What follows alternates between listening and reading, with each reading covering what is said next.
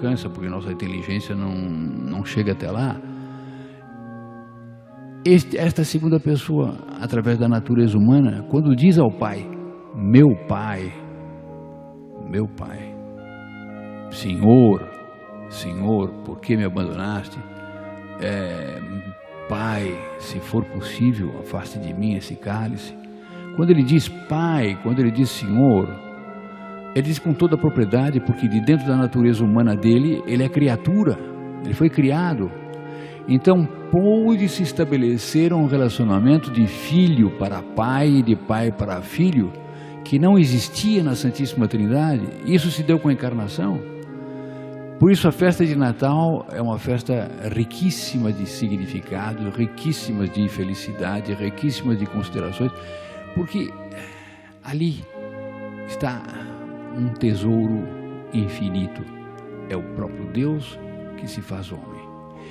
E a alegria que Deus tem, porque Ele é a alegria, Ele é a felicidade, essa felicidade se desdobra e se explicita de uma maneira toda especial naquele bebê, naquele menino que está no presépio em Belém, naquele menino que está na manjedoura, porque aquele menino é Deus, mas é Deus feito bebê.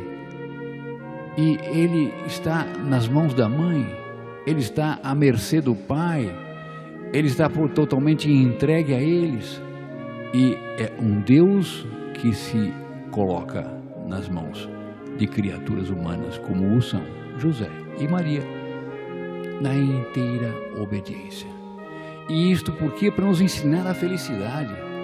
A felicidade está no respeito, a felicidade está na honra, a felicidade está nessa vida familiar bem levada, como nos diz esta primeira leitura, tão cheia de lições.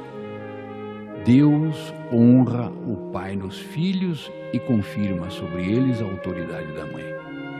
Esse relacionamento entre pai e filho, mãe e filho, esse relacionamento que há dentro de uma família, é a repetição do relacionamento que existe na Santíssima Trindade, a partir do momento em que, sobretudo, a segunda pessoa se encarna e nasce de Maria Santíssima como Filha de Deus. E aí então se estabelece nesta família um reflexo do que existe na própria Santíssima Trindade. E vai se dar o quê? Que Deus vai honrar o Pai nos filhos.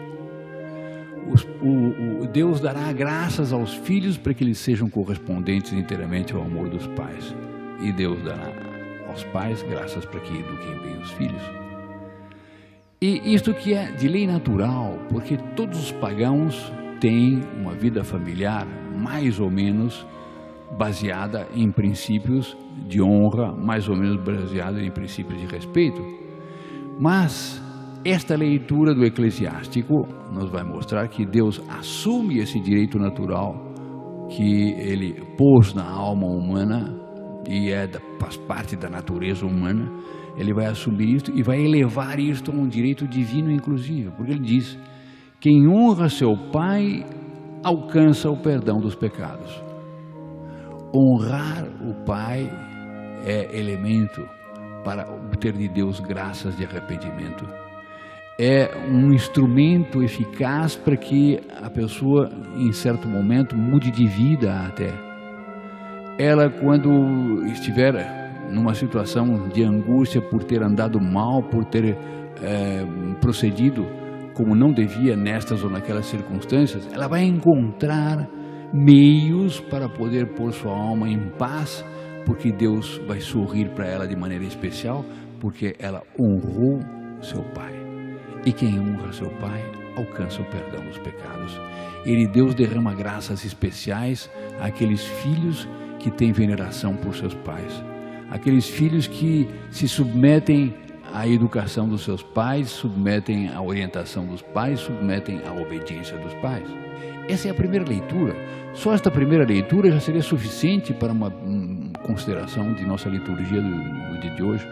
Mas não basta para a igreja quer mais. E ela coloca esta carta de São Paulo aos Colossenses, São Paulo é o apóstolo por excelência da família, porque ele é ousado e mostra como Deus, nosso Senhor, tomou a família e elevou a família ao rango, à altura de um sacramento. Ele tomou essa união natural que existia já antes do pecado, essa união que existia entre Adão e Eva.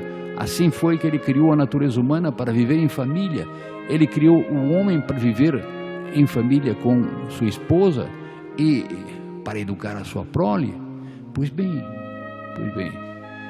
ele, São Paulo, é ousado porque diz que a união familiar elevada a sacramento é o símbolo da união de Jesus Cristo com a igreja. Ele, Jesus Cristo, é a cabeça, a igreja é o corpo. Assim também, o marido, quando se une com sua esposa, debaixo do sacramento do matrimônio, ele constitui uma união sagrada. E é o símbolo, é o reflexo da união de nosso Senhor Jesus Cristo com a igreja. E assim como ele, Jesus, trata a igreja e não permite que a igreja seja maculada na sua parte humana, enfim, nós conhecemos tanta miséria, mas na parte divina não, ela é sem ruga, sem mancha, ela é íntegra, luzidia, sábia, ela é divina. Assim deve ser o marido em relação à esposa, assim deve ser a esposa em relação ao marido, porque a igreja continua a obra de nosso Senhor Jesus Cristo na terra. A igreja se esforça para conseguir mais e mais bem-aventurados a serem levados para o céu. A igreja não faz senão um esforço permanente para santificar as almas. E é assim que a esposa deve ser em sua casa, é assim que o marido deve ser em sua casa, um representante desta simbologia de nosso Senhor Jesus Cristo em relação à esposa, em relação à igreja. E ele é quem aqui vai nos dizer: esposas, sede solícitas para com os vossos maridos, como convém no Senhor. Maridos, amai vossas esposas e não sejais grosseiros com elas. Filhos, obedecei em tudo aos vossos pais, pois isso é bom e correto no Senhor. Pais, não intimideis os vossos filhos para que eles não desanimem. Este dom que Deus dá aos pais, de estarem constantemente estimulando os filhos para a prática da virtude, a prática do bem, a procura de Deus. Este é um dom, é um carisma praticamente que Deus dá a todos os pais em relação aos seus filhos. Os pais têm esta função de educar os seus filhos na linha da esperança, na linha da caridade, na linha da fé, na linha do rumo à perfeição, na linha da inocência, preservar a inocência dos seus. Essa é uma função extraordinária dos pais, é uma missão altíssima, uma missão sagrada. Se a nossa sociedade hoje em dia não estivesse pervadida, atravessada pelos dramas todos familiares, são dramas morais, porque quantas famílias se constituem não com base no amor a Deus, mas sim com base nas paixões, e que duram pouco. Quantos divórcios, quantas separações, quantos desastres em matéria de união familiar. Sob o ponto de vista financeiro, também nesse mundo completamente desumano em matérias de amor a Deus. Que desastre! Esse é o desastre da nossa sociedade.